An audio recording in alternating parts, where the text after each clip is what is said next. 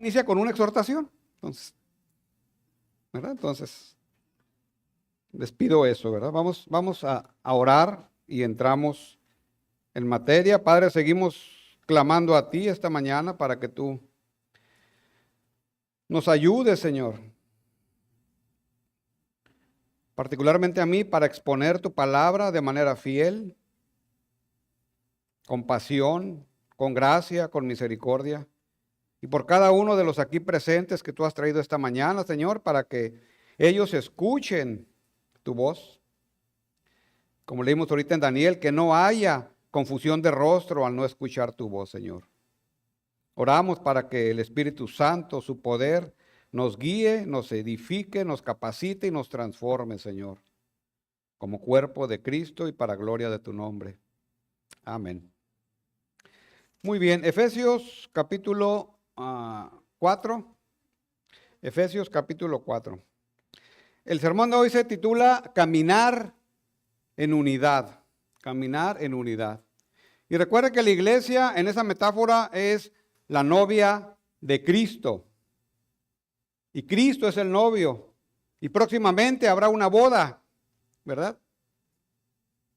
Y bueno, si pudiera ser posible que el Señor Jesucristo pusiera su lista de regalos o la novia en Amazon, y usted va a Amazon y se mete ahí a la lista de regalos, en base a este pasaje, yo le aseguro que estaría el primer regalo, el más importante de todo. El primer regalo para el Señor es caminar en unidad. Y si usted no tiene nada que regalarle al Señor, pero sobre todo a su novia, ¿verdad? Desde el punto de vista físico y material, sí lo puede hacer desde el punto de vista físico espiritual. Regalarle esto que es caminar en unidad. En 2002, cuando se anunció la alineación inicial de los Gigantes de San Francisco, un equipo de béisbol durante la Serie Mundial de ese año, en la presentación del equipo, cada jugador corría a la línea de primera base y se daban, pues, el 5, ¿verdad? Se daban su palmada, cada uno. Iba nombrando a uno, se formaba, venía el otro, se formaba, iba y daba los 5. Animándose, pues, se daban la mano. Luego se ponían en la fila y así sucesivamente con cada jugador. Sin embargo, cuando su jugador estrella en esa época, Barry Bonds, fue presentado, corrió directamente a su lugar en la fila, evitando saludar a los otros jugadores. Y eso revela algo. Puede ser varias cosas, pero una de ellas puede ser que a lo mejor no había una buena relación. Puede ser. Cuando piensas en un equipo, se necesita a todos los jugadores por igual de un equipo, en este caso de béisbol. Todos unidos, ya sea ganen o pierdan, pero unidos. La unidad es fundamental. Puede que este señor Bonds haya sido, y de hecho lo fue, el mejor bateador de béisbol en esa época. Pero no es el único jugador del equipo de los Gigantes. Esa actitud, pues, puede afectar de alguna manera la unidad y la productividad de un equipo. Y de hecho, en esa ocasión, perdieron la Serie Mundial. En los equipos deportivos hay un concepto que se llama problemas en el vestidor.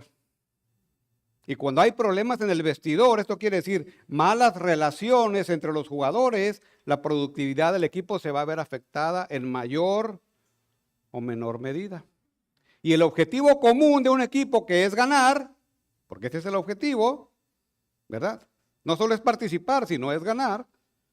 Entonces ese objetivo sufre, se afecta, se altera, de tal manera que puede llegar a no cumplirse, como pasó en este tiempo.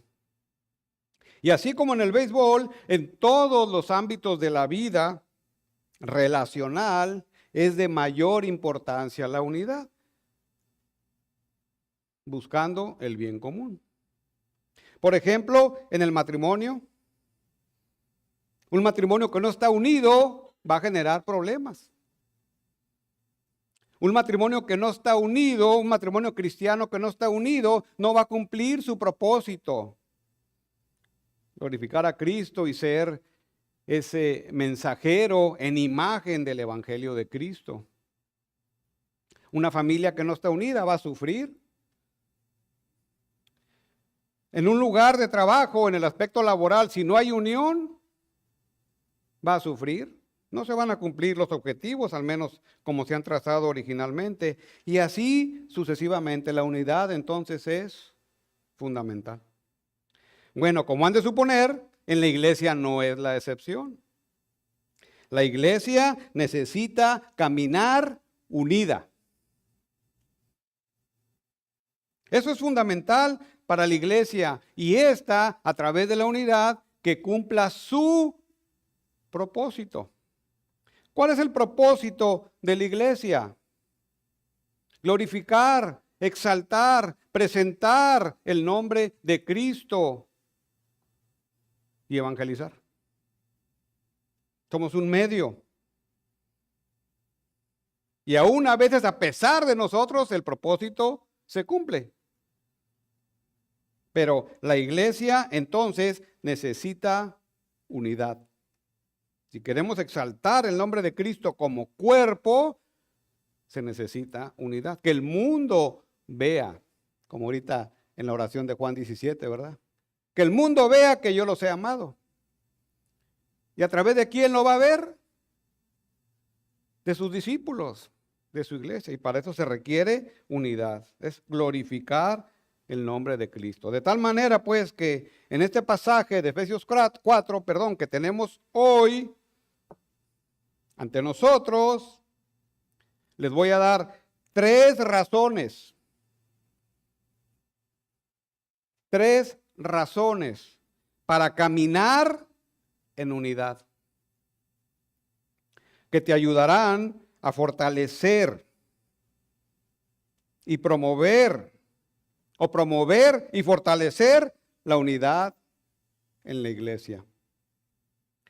Y bueno, meditando en qué podríamos predicar este domingo, creo que es un buen tiempo para reforzar esta convicción de caminar en unidad.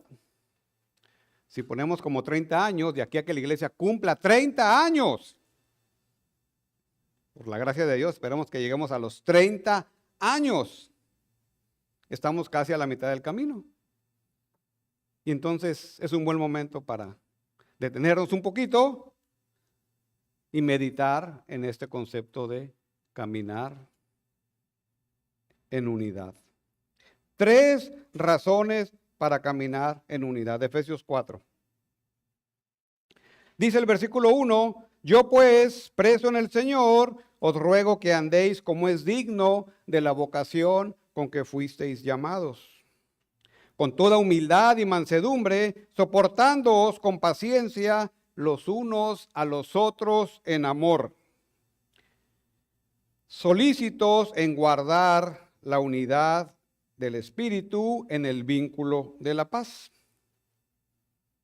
Un cuerpo y un espíritu, como fuisteis también llamados en una misma esperanza de vuestra vocación.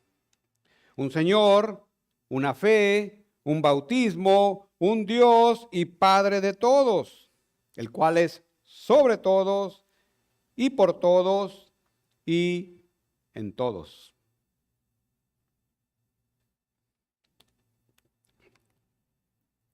Solo para dar un poco de contexto del pasaje, Pablo ha establecido ya varias realidades espirituales y de hecho ahorita en la oración estuvimos viendo algunas realidades espirituales, ¿verdad?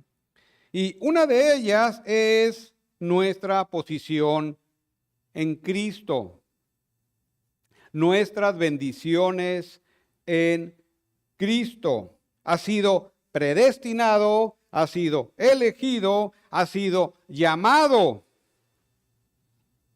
ha sido sellado con el Espíritu. Como esos sellos, ¿verdad? Hecho en México, hecho en China. El tuyo es hecho en el cielo. Es el sello de identidad, es nuestra identidad y nuestra posición en Cristo. Los primeros 3 capítulos ha establecido esas realidades espirituales. Es un hecho.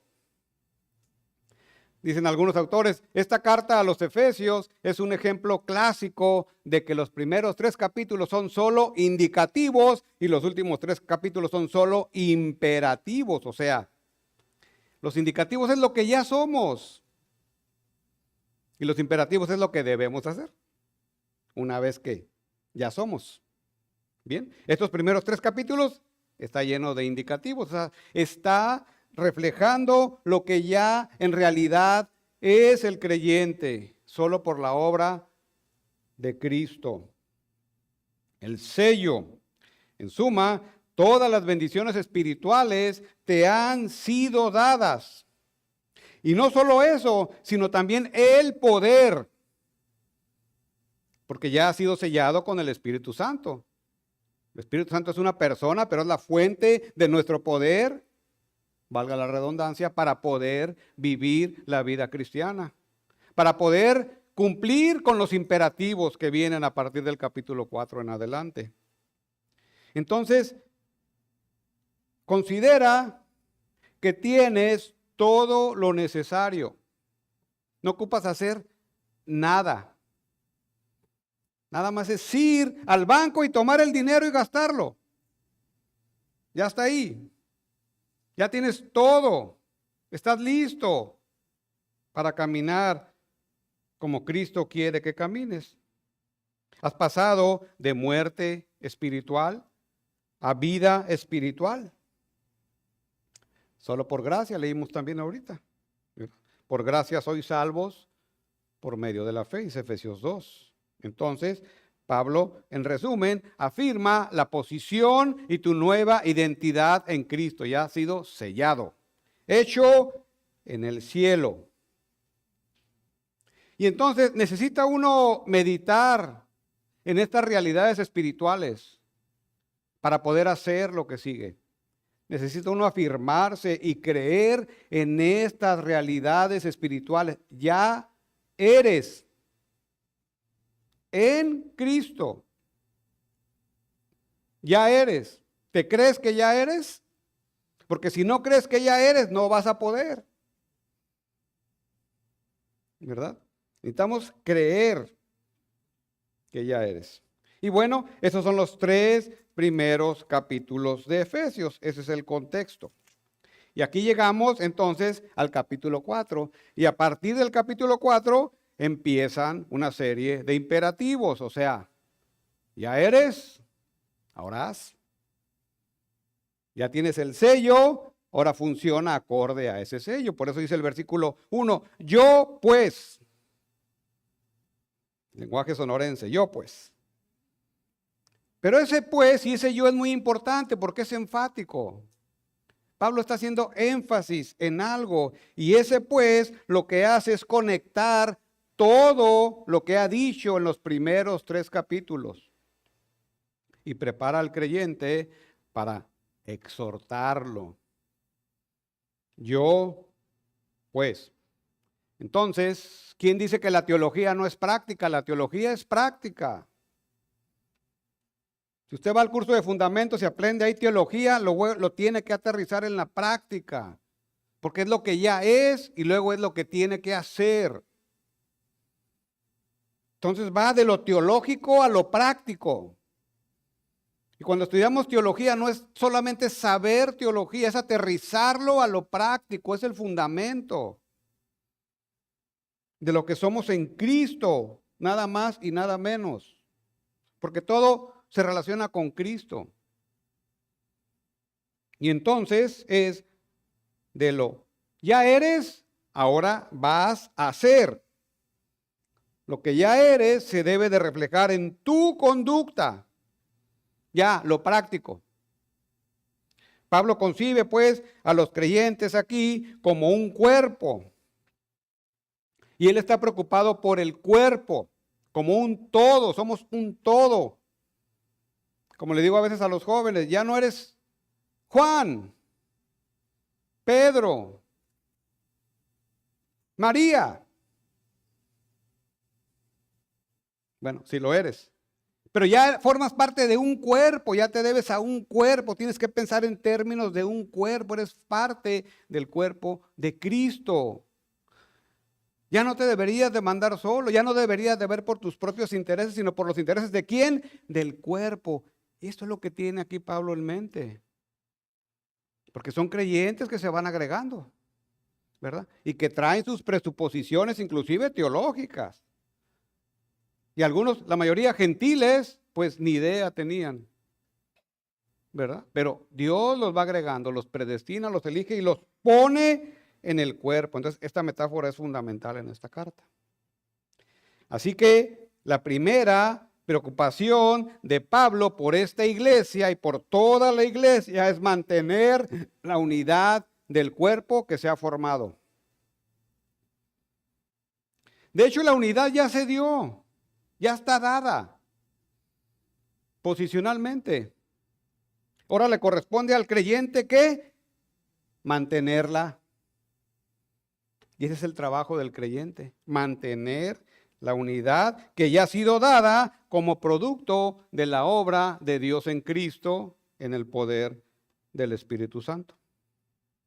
Si continuamos leyendo la carta, vamos a ver esta progresión. Lo primero que Pablo planta en el capítulo 4 como una exhortación a la iglesia es la unidad. Y luego el crecimiento del cuerpo. Se forma un cuerpo y un cuerpo tiene que crecer. Y está hablando de crecer espiritualmente. Pero también el número, ¿por qué no? Se van agregando. Hay crecimiento, debe haber crecimiento. Luego, apartarse de la vida gentil. Ahora ya eres así. Ya no eres como eras antes, como son los gentiles. Luego viene la esfera, ¿verdad? Del matrimonio, la familia, el trabajo y la lucha espiritual. Bueno, están otros temas interrelacionados, ¿verdad? Cómo llegamos de muerte a vida en el capítulo 2, pero en general esa es la progresión del libro de Efesios. Pero lo más importante, lo que está primero, lo que es primordial es la unidad. Caminar en unidad. De esta manera, pues, podemos apreciar la importancia del tema de caminar en unidad. Soy reiterativo y quiero ser reiterativo. Y eso nos lleva, pues, a la primera razón. Yo, pues, preso en el Señor. Entonces, si tú me preguntas, ¿y por qué razón yo tengo que caminar en unidad? Eso que tú estás aquí planteando. Bueno, no lo estoy planteando yo, lo está planteando Pablo. Bueno, no lo está planteando Pablo, lo está planteando el Señor. Que si crees que la Escritura es inspirada y lo debes de creer, el Señor lo está planteando. ¿Verdad? ¿Por qué entonces? Porque es una exhortación, número uno. La primera razón para caminar en unidad es que es una exhortación del Señor a través de Pablo para su iglesia. Yo pues, preso en el Señor, os ruego que andéis como es digno de la vocación con que fuisteis llamado. Entonces ya comentamos, pasa de lo teológico a la exhortación práctica. Y la primera exhortación es caminar en unidad o caminar digno de tu llamado.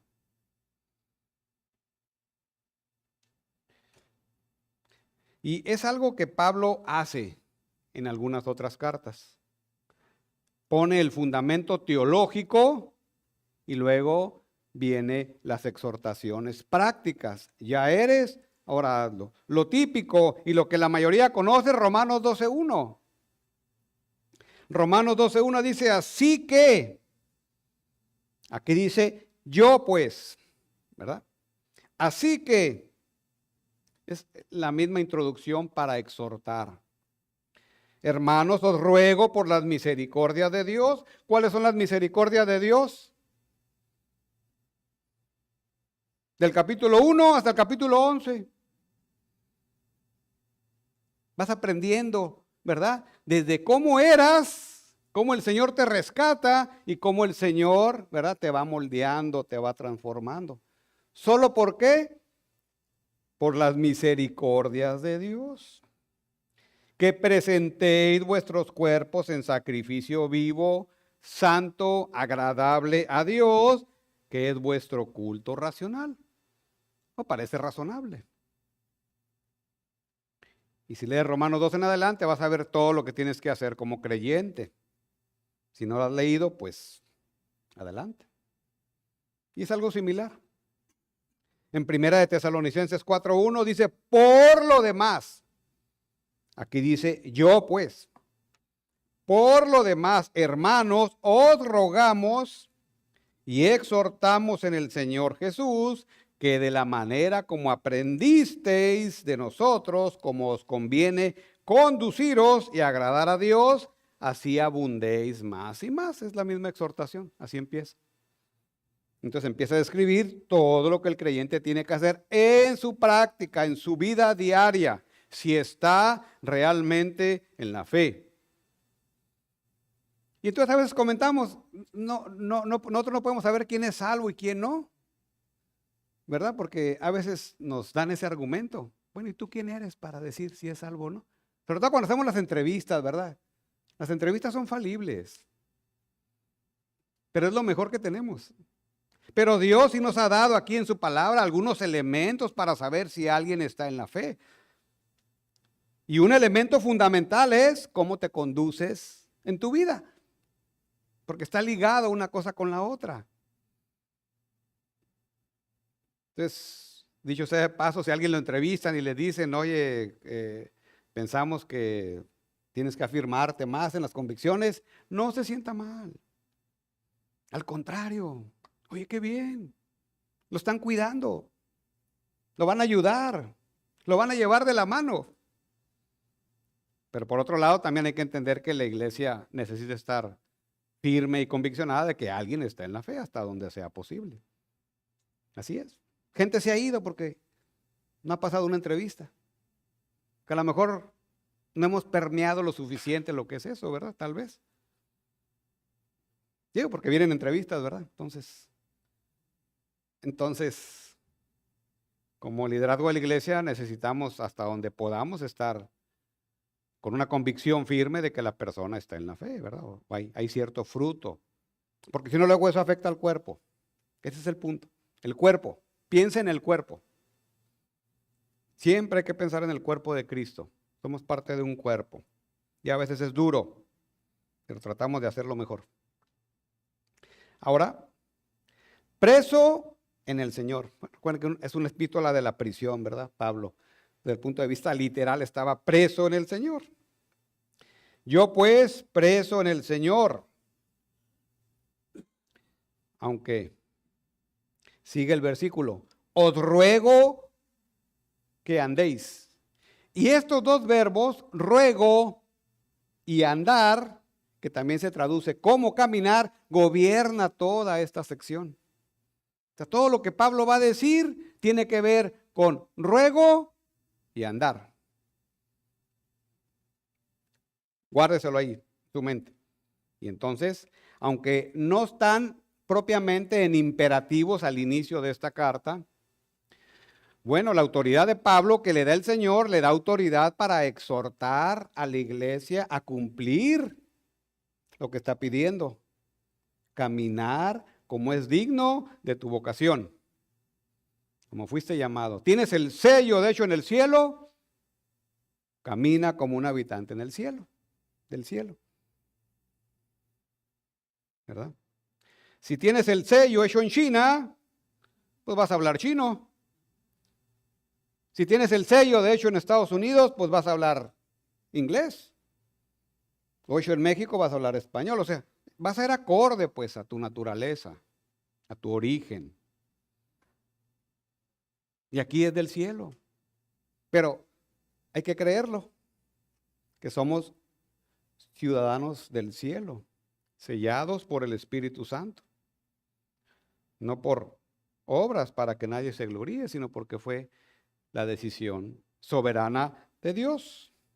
Os ruego que andéis entonces, son los dos verbos clave, estos son dos verbos que gobiernan toda esta sección. Por ejemplo, os ruego, o ruego, que este término es paracaleo, Y es un término interesante porque, por ejemplo, caleo es llamar. Es como cuando uno pasa lista, ¿verdad? Nada más llamas a la persona y ya, pero para caleo es más fuerte. Para caleo ya es rogar, ya es exhortar. Por eso les digo que el pasaje empieza con una exhortación de la autoridad del Señor dada a Pablo. Te exhorto es lo que está diciendo. Aquí la Reina Valera traduce rogar, está bien, te ruego. Me parece más, con más pasión, ¿verdad? Te ruego. Al final es una exhortación, ¿verdad? Y ese verbo lo usa Pablo en otras cartas para introducir el llamado a la conducta cristiana. No es la primera vez que lo usa. Y el otro verbo, que es peripatesai, este verbo puede traducirse como andar o caminar. Andar o caminar. Y este tiene una connotación un poquito más amplia y se refiere a tu forma de vida y conducta. Entonces, te ruego, te exhorto a que tu forma de vida y conducta como cristiana, con el sello de ser ciudadano del cielo, sea acorde o conforme a tu llamado. Entonces, es fuerte. Paracaleo es un término fuerte en ese sentido, ¿verdad? O sea, no es solamente una petición, es algo más fuerte. Y viene del Señor. Entonces, en pocas palabras es, os exhorto a caminar. Os ruego que caminen. Eso es todo el pasaje. Todo lo demás se desprende de ello, de esta exhortación, ¿sí? Como es digno de la vocación con que fuisteis llamados. O sea, si eres creyente, tienes el sello, estás realmente en la fe, por eso tienes el sello, vas a comportarte dignamente. Tu vida debe ser digna, de una manera adecuada, de una manera acorde a lo que ya eres de los primeros 3 capítulos. Entonces, el versículo 1 está apelando a un llamado, está exhortando a que el creyente se comporte conforme a su nueva identidad y a su nueva posición en Cristo. Creo que no es complicado de entender. Ya soy. Si soy beisbolista, me pongo mi traje, me pongo mis spikes, agarro mi bat y mi guante y voy a funcionar como beisbolista. Ya otra cosa es que le pegue o no a la pelota. Pero a veces llega a suceder que tienes el traje, que tienes el bat, que tienes el guante y te paras al plato a batear derrotado, ponchado de antemano, porque no te crees que estás en el equipo, porque no te crees que eres parte del equipo. Y eso afecta el rendimiento y la conducta. Entonces tiene uno que creer lo que es, para que puedas entonces atender la exhortación de Pablo, caminar dignamente. Esa es la primera razón entonces, porque es una exhortación y no debemos de preguntar más. ¿Por qué debo caminar en unidad? Porque es una exhortación, es un llamado del Señor a su cuerpo. Entonces, como se afirma en los capítulos 1 al 3, el creyente ya tiene los recursos para caminar en unidad. Eso quiere decir que puede atender pues esta exhortación. Y eso nos lleva a nuestro segundo punto, o sea, atender esta exhortación, y esa es la segunda razón para caminar en unidad, es porque es posible hacerlo. ¿Te habías dado cuenta de eso? Es posible hacerlo. Pablo no ha dejado nada al azar. Y entonces, en estos 2 siguientes versículos, enseña la manera y el medio para hacerlo. Versículo 2, segunda razón. con toda humildad y mansedumbre, soportándoos con paciencia los unos a los otros en amor. Y es donde empieza el asunto, ¿verdad? Como decimos, aquí está el quid del asunto. Aquí está el punto fino del asunto. Con toda humildad y mansedumbre y paciencia. Y aquí empieza lo bueno. Bueno, humildad y mansedumbre son dos frases paralelas, digamos, están ahí juntas. Y luego viene paciencia, nomás que la Reina Valera lo adelanta aquí. Está bien, ¿sí? Pero la manera como necesitamos caminar o necesitas caminar en unidad es como humildad, mansedumbre y paciencia. Luego trataremos con lo otro. Entonces, si me preguntas, a ver, ¿cómo tengo que caminar en unidad? ¿Cómo es eso en la práctica? Bueno, sé humilde, manso y paciente. ¿Verdad?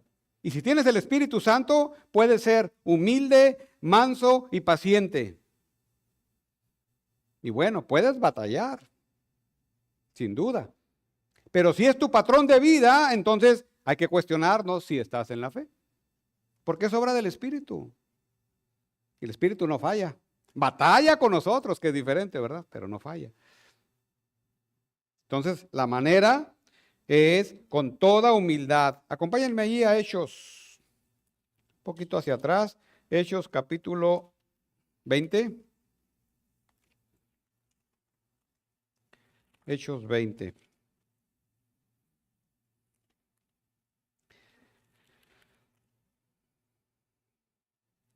Es el ministerio de Pablo.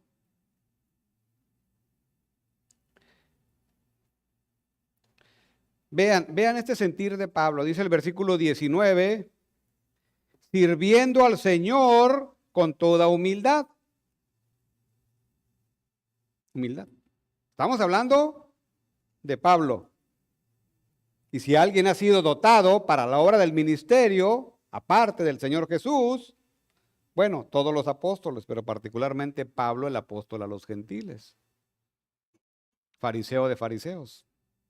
Con toda humildad y con muchas lágrimas. Pruebas que me han venido por las acechanzas de los judíos. O sea, vean la humildad de Pablo. Con muchas lágrimas.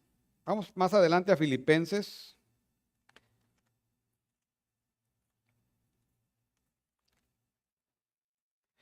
Versículo que ustedes conocen, Filipenses 2, versículo 3.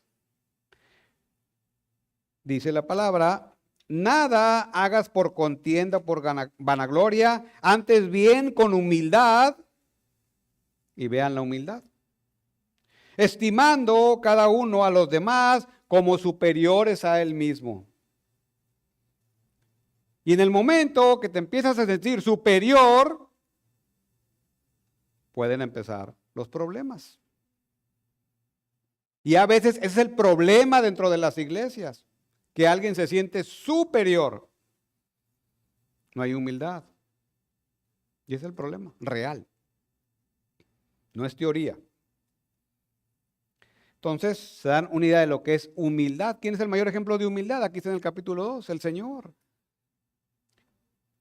Y el Señor nos puso el modelo. Y hay que seguir ese modelo, ¿verdad?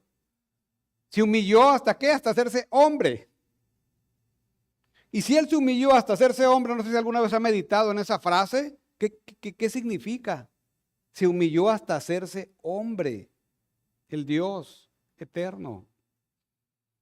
Entonces, eso le debería de ayudar a cultivar la virtud de humildad dentro de la iglesia. Mansedumbre, también puede decir gentileza, aplica también para humildad, pues son términos relacionados. Cortesía, vean, cortesía. Consideración, debes de considerar a los demás antes que a ti mismo. Es apartarse de uno mismo, pues, o como desprenderse un tanto de uno mismo en el sentido de no sentirnos tan importantes y considerar mejor a otros. O sea, ¿hasta dónde llega este término? No tiene que ver con preparación, no tiene que ver con nada de lo que hagas. Simplemente es considerarte menor a otros. No tiene nada que ver con autoestima, no nos confundamos. Está hablando de una actitud que genera el Espíritu Santo en el creyente para que una relación, un cuerpo, pueda funcionar en unidad. Entonces es humildad, mansedumbre. Vean lo que dice un autor de mansedumbre, William Barclay. Esto nos conduce al uso de praus. Praus es la palabra donde deriva mansedumbre, que realmente esclarece todo el asunto. En griego, praus se usa en el sentido especial. Se utiliza, como sucede con mitis en latín, con respecto, vean esto, a un animal domado. Muy gráfico, ¿verdad? Un caballo que una vez fue salvaje, pero que ahora es obediente al bocado y a la brida. Eso es praus, un caballo salvaje domado. Sigo citándolo. Y he aquí el secreto del significado de praus, o sea, mansedumbre. Hay docilidad en praus, pero tras esa docilidad está la fuerza del acero. Por eso le digo, no tiene que ver con autoestima, es detrás de esa docilidad, esto me gusta, tiene que ver la fuerza del acero. Pues la suprema característica del hombre praus, el hombre praus, como género, hombre, incluye hombre y mujer, es estar bajo un perfecto control. Interesante. No es una docilidad pusilánime, una ternura sentimentaloide, un quietismo pasivo. No, yo mejor me quedo ahí para no estar. No, es fuerza bajo control. Vean qué bonito. Eso es mansedumbre. Está bueno el reto, ¿verdad?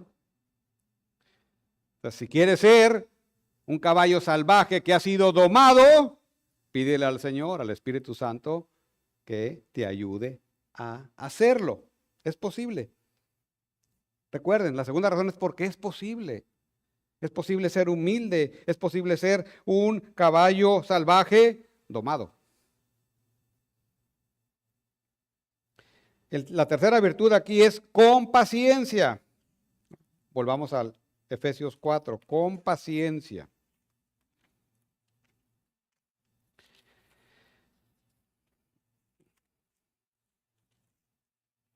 Entonces, humildad y mansedumbre, con paciencia es la tercera virtud. Entonces, subraya ahí soportando, que se va un poco más abajo. Entonces, gramaticalmente está el versículo 1, os ruego que andéis, y luego vienen estos tres, el caminar. ¿De qué manera? Siendo humilde, siendo manso y siendo paciente. Así va el pensamiento, siendo paciente, paciencia, calma, dominio propio puede ser también.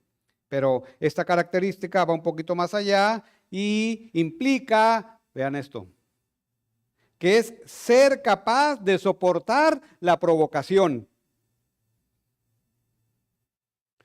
Por ejemplo, se pasa un alto y le prenden el código. Eso es una provocación, ¿verdad? Típica. Y ya llega el policía y lo único que hace es uno empezar a sacar argumentos. Es que por esto, en vez de decir, Señor, me pasé, múltame. Y ahí estamos. Y pueden ser otras cosas. Cosas tan sencillas como decir, ¿quién no tapó la pasta? ¿Verdad? ¿Quién puso el papel sanitario al revés? ¿Quién agarró mi cepillo y no lo dejó en su lugar? Digo, cepillo de peinarse.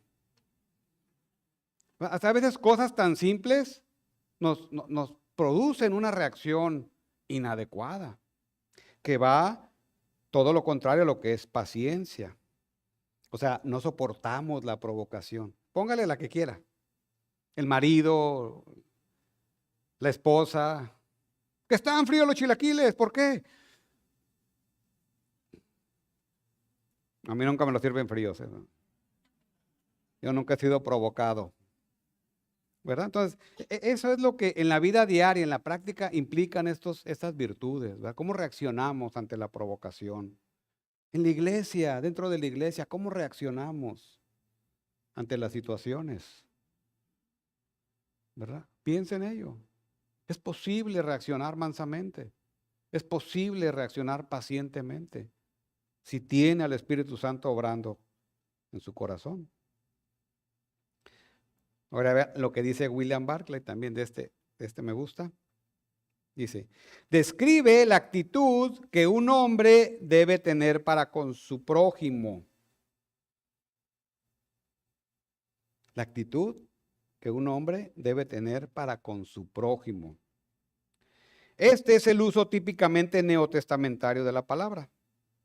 Crisóstomo definió macrotumía como el espíritu que podría vengarse si quisiera. Ahora me voy a vengar. Pero que finalmente rehúsa hacerlo. Lightfoot la explicó como el espíritu que nunca taliona. Interesante ese verbo, ¿verdad? Talionar. De talión, de la ley del talón, pues, talión. O sea, me hiciste esto, yo te lo voy a hacer también, pero ahora doble. Ojo por ojo, diente por diente, pues. Vean, esto es bonito, es el espíritu que nunca taliona. Cierro la cita. Vean, Colosenses 3, ahí adelante. Colosenses capítulo 3, versículo 12. Dice, vestíos pues como escogidos de Dios, santos y amados de entrañable misericordia, de benignidad, de humildad, de mansedumbre y de paciencia. O sea, este es el ropaje del cristiano, pues. Es una carta paralela a Efesios, ¿verdad? Pero este es en la práctica. Vístase de paciencia. Santiago, más adelante, Santiago 5, capítulo 5, hablando también de esto.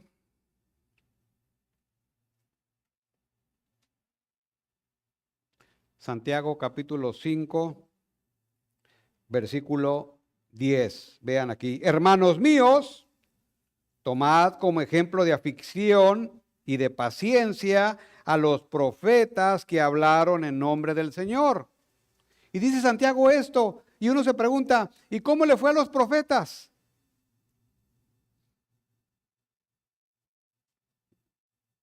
¿No le fue como a ti? ¿Verdad? ¿Cómo le fue a los profetas? Mal. La mayoría de ellos, muy mal. Y dice aquí, hermanos míos, tomad como ejemplo de aflicción y de paciencia a los profetas. Entonces, usted va a tener menos problemas que los profetas, con mayor razón puede expresar esta virtud de paciencia. Dice otro autor al respecto, la ira daña las relaciones en la comunidad cristiana. Note eso. La ira. Note eso. Más aún cuando se ve intensificada por la rabia, la amargura, la calumnia y el espíritu de venganza. Pablo advierte repetidamente a sus lectores de esto. El antídoto para esto y el correctivo a este peligro es cultivar la paciencia. Termino la cita. Cultivar la paciencia. Entonces, si la ira es el problema, el antídoto es la paciencia. Pablo lo retoma ahí en 4:26, ahí mismo. Dice, airaos, pero no pequéis, no se ponga el sol sobre nuestro enojo. Está citando al Salmo 4:4. O sea, tú tienes que temblar ante el Señor antes de querer pecar. El Salmo 4:4.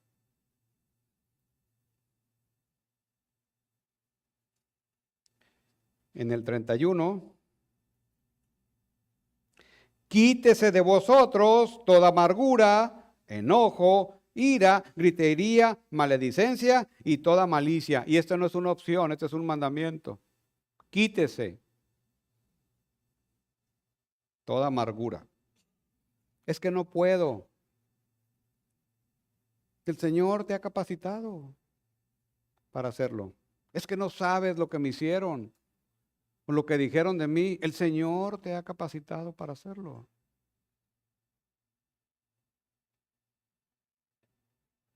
Y ahí en el 6:4, más adelante igual. Y vosotros, padres, no provoquéis a ira a vuestros hijos, sino creadlos en disciplina y amonestación del Señor. Bueno, nuestros hijos pequeños se les dificulta más controlar la ira a veces, ¿verdad? Pero uno de grande, pues ya no es igual. 3 virtudes que expresan la manera entonces cómo caminar en unidad, cómo caminar digno de lo que ahora eres en Cristo. Humildad, mansedumbre y paciencia. El modo de vida del creyente debe demostrar esas virtudes. Aunque sea, sí, pero debe haber un crecimiento de esas virtudes en cada miembro del cuerpo. ¿Por qué? Por la sencilla razón de que tiene al Espíritu Santo operando en su corazón. No hay más. El modo de vida entonces debe reflejar la obra del Espíritu Santo a través de caminar en unidad en esta manera. Esta es su vida. Bueno, vienen otras 2 frases que también son paralelas a las anteriores y dependen de los 2 verbos que vimos al principio: os ruego y caminar. Y estas frases son soportándoos, y como dice aquí la Reina Valera, solícitos. Si usted revisa la Nueva Biblia de las Américas, va a ver que están ordenados de esta manera que les comento. Que gramaticalmente así viene en parte en el original. Pero así como está aquí, está bien. Nada más vamos a cambiar un poquito. ¿Sí? Porque gramaticalmente son diferentes, esa es la explicación. Entonces, estos 2 términos, soportándoos, y el versículo 3, solícitos, tienen otra forma gramatical diferente y simplemente lo que implica es que es el medio para hacerlo. Ya vimos la manera. ¿Cuál es el medio? Soportando y siendo solícito, solicitando. Solicito ser paciente, solicito ser manso, solicito ser humilde. ¿Sí? Eso quiere decir. Porque tiene que tomar esa decisión y pedir al Señor que lo haga en usted. ¿Sí? Ok, entonces, soportándoos los unos a los otros en amor.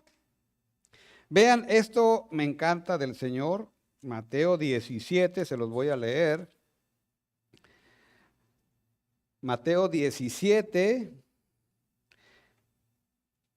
versículo 7. Levantaos y no temáis, perdón. Versículo 17. Respondiendo Jesús le dijo a sus discípulos que no pudieron sanar a alguien. Oh generación incrédula y perversa, ¿hasta cuándo he de estar con vosotros? ¿Hasta cuándo os he de soportar? Es la palabra, la misma palabra soportar. ¿Verdad? Pero aquí tiene otro sentido, pues. Sí, pero es la misma palabra, soportar. Primera de Corintios, capítulo 4. Seguimos con el mismo término. Igual habla del ministerio de Pablo.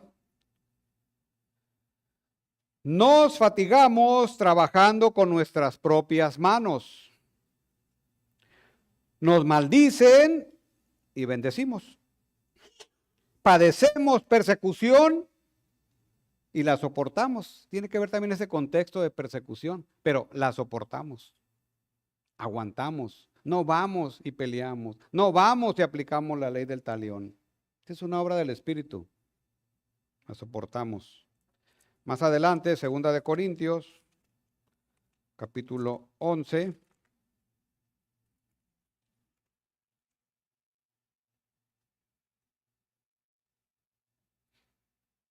Versículo 20. Pues toleráis si alguno os esclaviza, si alguno os devora, si alguno toma lo vuestro, si alguno se enaltece, si alguno os da bofetadas. Toleráis. En términos muy coloquiales, quiere decir aguanta vara. Y así no se te va a olvidar. Aguanta vara. Por amor al prójimo. ¿Y cómo dice la palabra? Unos a otros. Es una vida de relación. El cuerpo es una vida de relación. O sea, no es venir y nos vamos, que lo hacemos. Pero hay más. Es una vida de relación. El que no tiene relación con nadie no tiene problema, ¿verdad? Es lo que hacían los monjes allá, que iban y se recluían por allá, que nadie les hablara. Bien, reconozco su esfuerzo, pero no era el camino adecuado. Que el pecado te siga donde vayas. Pero ¿dónde está la santificación? ¿Qué usa Dios para santificarnos? Las relaciones. Es que ama más a tu esposa porque a través de tu esposa te está santificando, marido. O a tu esposo porque a través de tu esposo te está santificando. O a tus hijos porque a través de tus hijos te está santificando. O a tus hermanos de aquí de la iglesia porque a través de ellos Dios te está santificando si lo tomas con la actitud correcta. Son relaciones. Aguanta vara, es soportar. Entonces, si quieres ver la manera de cómo caminar en unidad, tienes que empezar a crecer en esas 3 virtudes y subirte al carro, marca soportar, porque ese es el medio. Me voy a subir a mi carrito, ese es el medio. Soportar. Solícitos en guardar la unidad del Espíritu. Regresamos ahí a Efesios 4. La otra parte del versículo. Solícitos en guardar la unidad en el Espíritu, en el vínculo de la paz. En el vínculo de la paz es la esfera como se debe de dar esto. Pero vean esta palabra, solícitos, este término significa estar ansioso por hacer algo. Ay, estoy ansioso de ser solícito. Estoy ansioso de caminar en unidad. Me muero de ganas de hacerlo. Y la implicación de este término es la disposición para gastar energía y esfuerzo. Y entonces demanda de parte del creyente energía y esfuerzo. ¿Sí? Energía, esfuerzo, disciplina. Entonces, si tenemos un compromiso el viernes a las 8 de la noche y estamos ocupados todo el día y ahí hacemos 1000 cosas, si ese compromiso nos importa demasiado, hacemos todo lo posible, todo el esfuerzo por acabar nuestro trabajo y estar a tiempo en el evento. ¿Verdad? Típico ejemplo, ir al cine. Y apúrate porque va a empezar la película. Y hacemos todo el esfuerzo. Un ejemplo sencillo, pero para que sea entendible. Implica esfuerzo, ¿verdad? Implica gastar energía para estar ahí, porque queremos eso. Esto es lo mismo. Necesitas desear, hacer todo el esfuerzo y gastar energía. ¿Para qué? Para que puedas hacer la manera correcta de caminar en unidad, digno de la vocación con que fuiste llamado. Entonces vean, tenemos dos autos, dos medios, ¿verdad? El de soportándonos y el solícitos. Oye, pero yo no puedo hacer, súbete al carro. Soportando, solícito. Ese es el medio, el transporte que te va a llevar a hacer, crecerte en las virtudes. Solícito en guardar la unidad en el espíritu. O sea, la unidad ya está ahí. Es como nosotros ya estamos en Cristo, bendecidos en los lugares celestiales. Ya tenemos herencia. Ya la tenemos, es de nosotros. Ahí está, créelo. Pero aún no, ¿verdad? Aquí ahorita. Y esto es igual. Ya está la unidad. Lo único que hay que hacer es tomar y hacer lo que nos corresponde. Esforzarnos, gastar energía en buscar. El ser solícitos para caminar en unidad. Bueno, hemos visto estas 4 características para caminar en unidad. Apréndanselas. Humildad, mansedumbre, paciencia. Súbete a soportar. Súbete a solicitar. Sé solícito en esto. Son 4 características de andar conforme a nuestro llamado de manera digna, pero que fomentan el caminar en unidad en la iglesia. Esa es la segunda razón. Entonces, para caminar en unidades es posible hacerlo, que es obra del Espíritu. Tú nada más pon tu vida, tu esfuerzo y tus ganas, pero el Espíritu Santo te ayudará a crecer en estas virtudes. Ahora, no solo hay una exhortación y la posibilidad de caminar en unidad, sino hay todavía una razón más profunda, un fundamento, una base. Y esa es la tercera razón para caminar en unidad. Porque es una expresión de fe. Al final es eso, es una expresión de tu fe. Gramaticalmente hablando, y esto también es interesante, no hay un conector, no hay un pues, por lo tanto, para qué, por qué, entre los primeros 3 versículos y el 4.º versículo, sino que entra directamente en el vínculo de la paz un cuerpo y un espíritu. Esa es la segunda sección de este pasaje. Directo.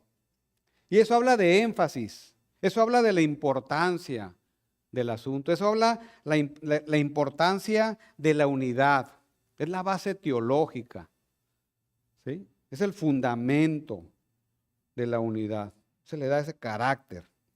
Y si se fijan y cuentan las palabras, dice el versículo 4, un cuerpo, un espíritu, una misma esperanza, un Señor, una fe, un bautismo y un Dios. 7 veces uno.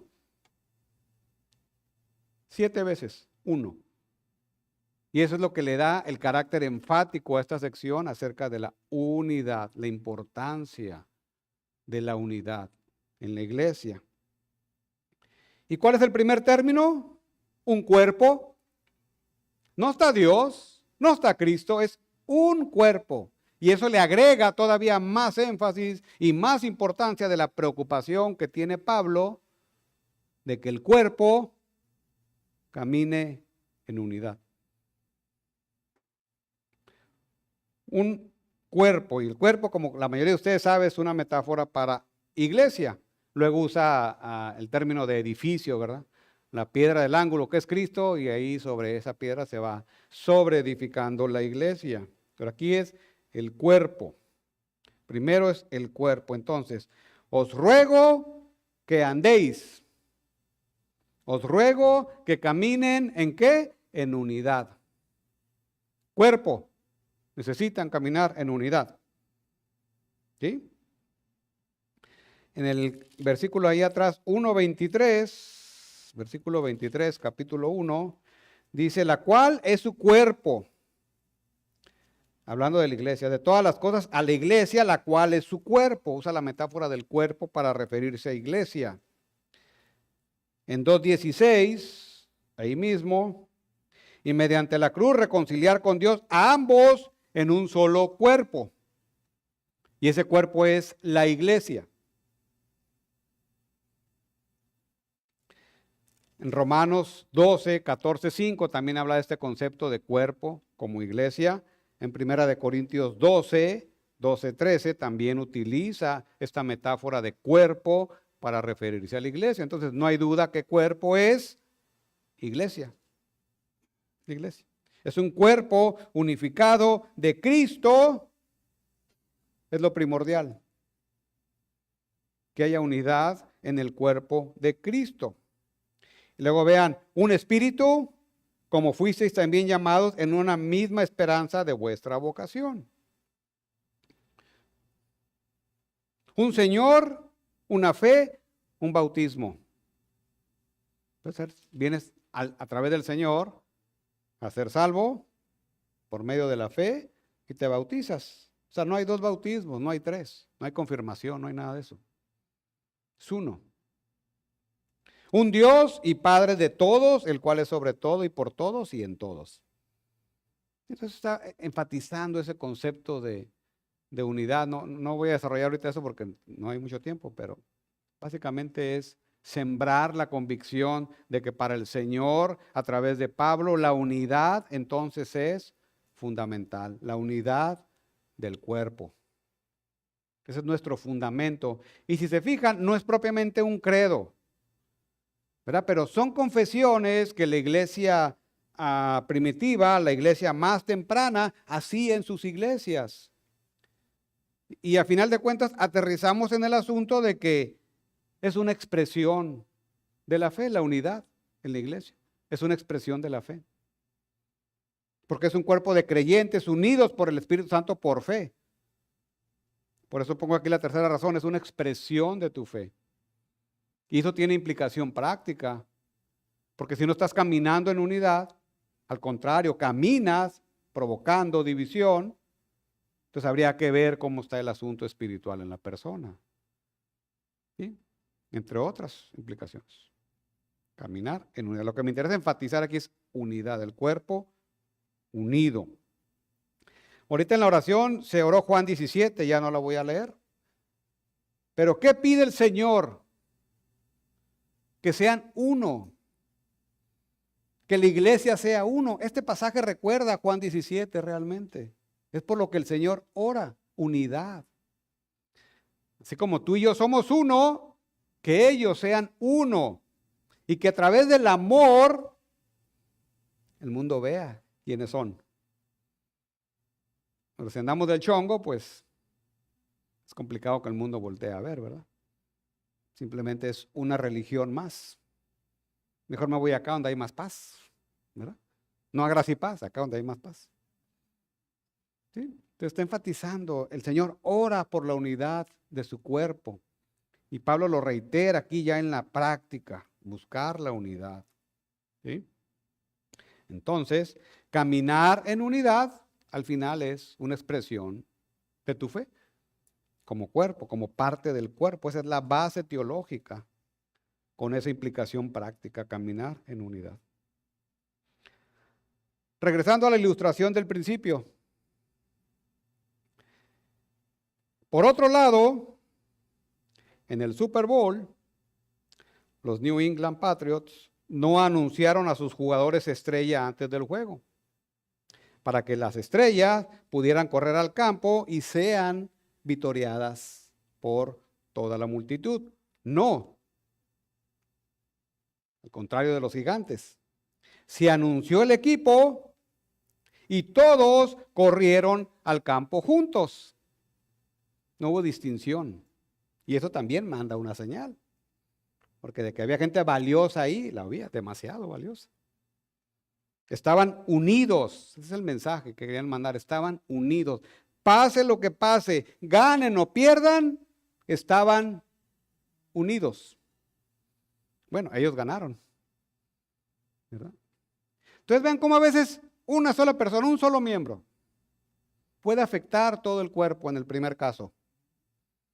Pero si todos abonan al equipo, al cuerpo, entonces el objetivo será más fácil de cumplir. Me refiero a caminar en unidad. Ahora, como vía de aplicación, y aquí sigo a este autor, Clinton Arnold. Vean lo que dice. La carnalidad es el problema que más conduce a las disensiones y a las rupturas en la iglesia. Pues parece acertado, ¿verdad? La carnalidad. Nuestro propio ego e inmadurez puede enardecer una situación y empeorarla mucho más. Lo que empezó siendo un asunto que se podía resolver, acaba convirtiéndose en un conflicto enorme y aparentemente irresoluble, porque es el ego de los participantes el que está en lucha. Sigo citando. Si somos rápidos para la ira, pues deberíamos trabajar ¿en qué? En ser pacientes. Si tenemos tendencia a ser orgullosos, arrogantes, egocéntricos y presuntuosos, ¿y quién no tiene problemas con estas cosas? Se pregunta el mismo autor. Necesitamos trabajar entonces ¿en qué? En humildad. Si somos insensibles, a veces obstinados, bruscos, mandones o con tendencia a imponernos a los demás, debemos trabajar en ser mansos. Si tenemos problemas de intolerancia con las limitaciones de los demás, es que no entiende nada. Debemos trabajar en soportarnos unos a otros en amor. Debemos trabajar en eso. Hay hermanitos que a veces nos desesperan, sí. A veces nosotros los desesperamos, sí, esa es realidad. Pero debemos de trabajar en soportarnos. Si la unidad entre nuestros hermanos creyentes en la iglesia local no es nuestra prioridad, tenemos que hacer entonces lo que sea para que lo sea. Por eso les decía, ya son parte de un cuerpo, ya no son solos, ya no eres miembro de Gracia y Paz, el domingo y toda la semana eres otra cosa. Ya eres parte de un cuerpo y tu preocupación debe ser, ¿qué? La unidad del cuerpo. ¿Porque yo lo digo? ¿Porque el liderazgo lo dice? ¿Porque es una orden de la iglesia local Gracia y Paz? No, esto es para todas las iglesias. Es una exhortación. Debe ser tu prioridad.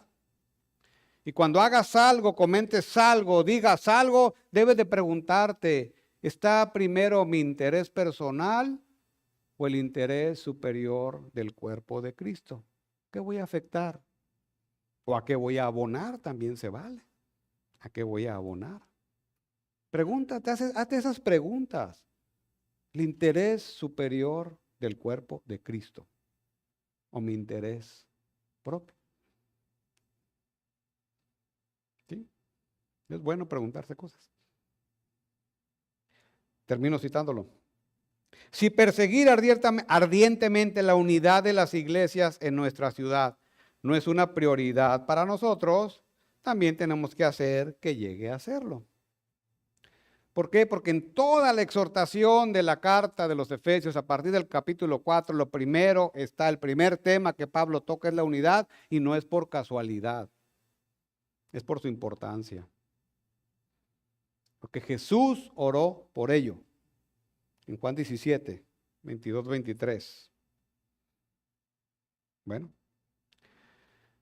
les dejo estas frases para que mediten,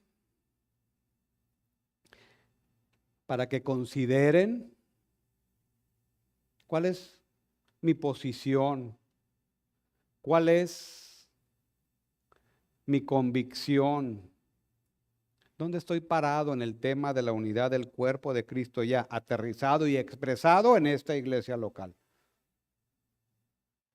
Caminar en unidad es la preocupación principal de Pablo en este pasaje, como ya vimos. Es lo que aborda primero en cuanto a la manera de vivir del creyente. Te ha dado 3 razones. Exhorta, es posible y es una expresión de tu fe. Y reitero, harías bien en meditar dónde estás parado en esta área. ¿Estás fortaleciendo y promoviendo la unidad o estás abonando a la división? Porque si no es unidad, pues es desunión, pues. La contraparte. ¿Dónde estás? Si es lo primero, te animo a que sigas así fortaleciendo y sigas promoviendo la unidad en el cuerpo de Cristo. Y no solo eso, sino que ayudes a otros hermanos en este tema,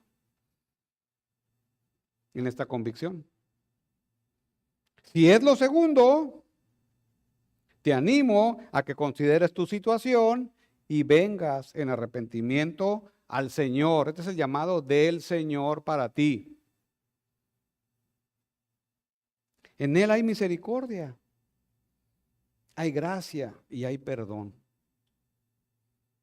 Y la unidad en la iglesia se puede romper con una pequeña chispita nada más. De lo que decimos o de lo que hacemos, que va en contra de la voluntad del Señor, que va en contra de la filosofía de ministerio de la iglesia, que va en contra de cómo se hacen las cosas en tu iglesia local. Y puede haber otros ejemplos. Pero yo estoy hablando ahorita en la iglesia local. Aplíquelo al matrimonio, aplíquelo a la familia, aplíquelo al trabajo. Pero esa es la iglesia local. Entonces, que Dios nos ayude. Y si te quedó el saco, como decimos coloquialmente, pues póntelo. Póntelo. Y si no te quedó, pues ve con el sastre y arregla el saco y también póntelo. ¿Por qué? Porque nos concierne a todos el caminar en unidad. A todos. Nadie nos escapamos. Que el Señor nos ayude. Bien, oremos. Gracias, Padre, te damos por tu palabra, Señor, porque es tu palabra y a veces es dura, a veces confronta, a veces nos pega duro en el corazón, Señor. Pero sabemos que tú quieres derribar, abrir, herir ese corazón de piedra, Señor, y que salga ese corazón de carne en nosotros. Oramos, Padre, para que tú nos ayudes en este tema de seguir caminando en unidad, de fomentar el caminar en unidad, de que cuando no lo hagamos, Señor, recordemos tu palabra y nos esforcemos en recuperar, en corregir en este aspecto, no solo de nuestra vida como creyentes, sino como cuerpo de Cristo. Que tu nombre, Señor, sea glorificado con ello. Gracias te damos. Amén. Vamos a terminar con una alabanza.